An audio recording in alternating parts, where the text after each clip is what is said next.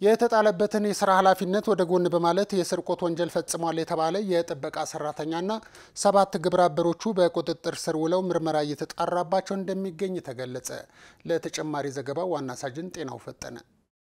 የወንጀል ድርጊቱ የተፈጸመው በአዲስ ከተማ ክፍለ ከተማ ወረዳ 13 ኤፍጂ ጋርመንት ድርጅት ውስጥ ነው። አንደኛ ተጠርጣሪ በኤፍጂ ጋርመንት በጥበቃ ሰራተኝነት ተቀጥሮ የሚሰራ ሲሆን ከሌሎች 7 ተባባሪዎቹ ጋር በመሆን የተጣለበትን የሥራ ኃላፊነት ወደ ጎን በማለት በድርጅቱ መጋዘን ውስጥ የተቀመጠ ጣቃ ጨርቅ መስረቃቸውን በብርጭቆ ሚክሊላንድ አካባቢ ፖሊስ ጣቢያ የንብረት ነክ ወንጀል ምርመራ ቲም ኃላፊ ረዳት ኢንስፔክተር ኃይሉ ጋሻው ገልጸዋል። ድርጅቱ ለተለያዩ አልባሳት የሚሆኑ ልብሶችን የተለያየ ዲዛይን የሚያትምበት መጋዘን ነው። የድርጅቱ ጥበቃ ከጥበቃ ባሻገር ድርጅቱ ውስጥ ስራ ያግዛል። በዛ አጋጣሚ የድርጅቱ የመጋዘን ቁልፍ እጁ ውስጥ ገብቷል።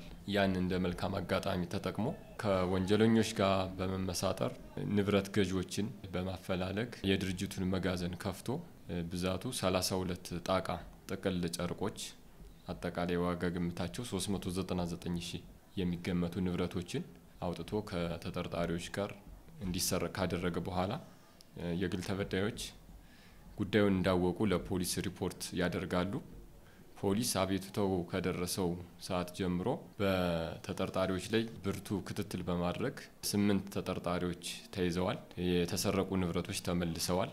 የምርመራ መዝገቡ በሂደት ነው ያለው። የግል ተበዳይ የሆኑት የኤፍጂ ጋርመንት ስራ አስኪያጅ ወይዘሮ ገነት ይመር በጥበቃ ሰራተኝነት ተቀጥሮ ያገለግል የነበረው ግለሰብ ወንጀል ፈጻሚዎችን በማስተባበር ድርጅቱን ለስርቆት ማጋለጡን ገልጸው አሁን ላይ ተጠርጣሪዎች ተይዘው ንብረታቸው ተመላሽ መደረጉ እንዳስደስታቸው ከአዲስ ፖሊስ ጋር በነበራቸው ቆይታ ገልጸዋል። ድርጅታችን ውስጥ ተቀጥሮ በሚሰራ የጥበቃ ሰራተኛ ተቆጥሮ የተቀመጠ ጣቃ ነው የተዘረፈው። ሪፖርት አረግን ለፖሊሶች ክትትል አረጉ። ኤግዚቢት እቃው ተያዘ። ፖሊሶች ከፍተኛ ባረጉት ጥረት ነው እቃው ሊገኝ የቻለው። እኛ አጋጣሚ ሆኖ በሰው ነበር ቅጥሩን የፈጸምነው። በትውውቅ ነበረ። ምንም አይነት ዋስትና ወይም ደግሞ ማስረጃም አልነበረንም።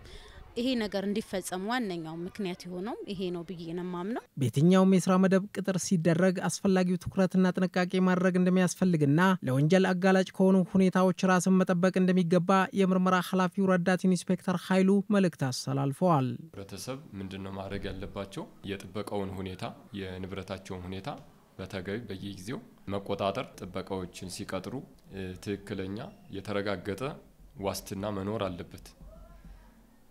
ዋስትናውን መቀበል ብቻም ሳይሆን ትክክለኛነቱን አረጋግጠው መቅጠርና ከተቀጠረም በኋላ በየጊዜው ክትትል ማድረግ ያስፈልጋል።